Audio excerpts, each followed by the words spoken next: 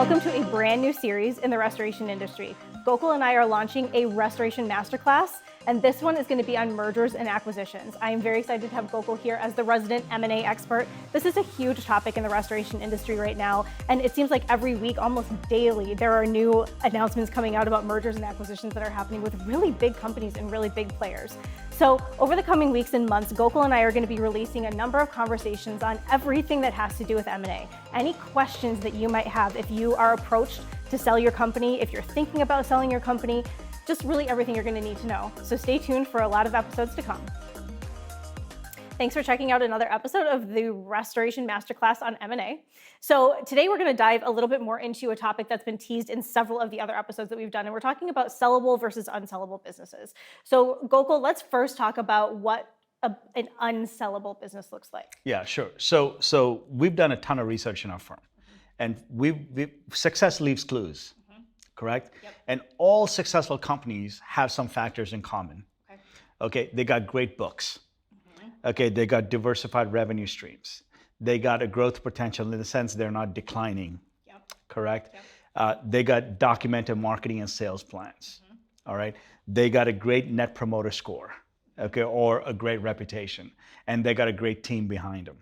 Okay, now for you to get multiple offers and get great outcomes on top dollar for your business, you gotta have all six. Okay? Yep. Companies that are not sellable don't have them. Okay, so there's a lot of those six factors that are broken, correct? So the path to making your company sellable is very clear. Okay, there's a definite path. You know, if you have these six factors, and you're not going to be good at all six, okay, but you know, even if I grade you, if you get a C+ in all of these six factors, correct, you're a sellable company. Okay, but here's the astonishing fact. Okay, 80% of the companies that call us and entrepreneurs that call us, their companies are unsellable. In the sense, they get an F. Okay, they're not even a C+. And I'll tell you why this happens. Because the technologies and the strategies that you use to run a business day to day are completely different than the strategies you're going to use to sell a business.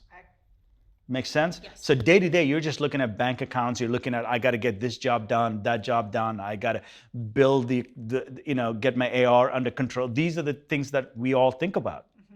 Correct? Yep. It's a strategy. And if you're running your company, it works. Yep. But when you're trying to sell your company, it's a completely different game plan. Yes. It's a completely different ball game. So you cannot run your company as if you're operating it all the time. All right, so going back to that that stat that you gave, that 80% of the companies that call you are unsellable. On average, how long does it take those companies that decide, well, I do want to sell, how long does it take them to get from that unsellable stage to being sellable? Yeah, so it depends. But you know, the shortest we've done it is about a year. But if I had a wish list, I would love to have 2 to 3 years out. Okay? I can give you examples after examples where we've doubled the valuation of companies from 3 million to 6 million, from 4 million to 8 million, from 6 million to 12 million in 2 to 3 years by kind of implementing some of these strategies, by implementing some of these technologies in there, and really focusing on what is it a buyer is going to look for. Now, a lot of people are very familiar, like when they sell a house. Correct? It's in our normal DNA. Everybody's used to it, right? So they can, you know, they'll paint, they'll do some curb appeal, they'll take out all the pictures. You know, we know all these things. Yes. It's very similar to when you're trying to sell a business. Okay. Correct? Yeah. So the way you operate it is not how you sell it. Okay. Yeah. Correct? So they're completely different. So you kind of have to do a little bit of, not curb appeal, but you kind of have to make a few adjustments to your strategies, few adjustments to your technologies and how you present it and what you kind of implement into your program.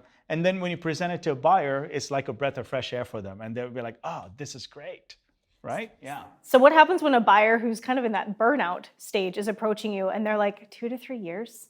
How much work is that in 2 to 3 years? How do you help them kind of see the light at the end of the tunnel and realize that these few years of work really will help you with your exit strategy in the end? Yeah. So it's all about getting the second wind. Correct? And here's what we found in our firm, right? So when people call us, sometimes they're burnt out or they should have exited 5 years ago. They're kind of maybe stayed in the game too long, okay? But if we give them a short 12-month or 24-month horizon, there's an end game there. There's light at the end of the tunnel. And what we find is we get much better results. when there's an end game in there, right? Again, it comes back to knowing what success looks like and then working towards it. Perfect. All right, thanks, Gokul. Stay tuned for more.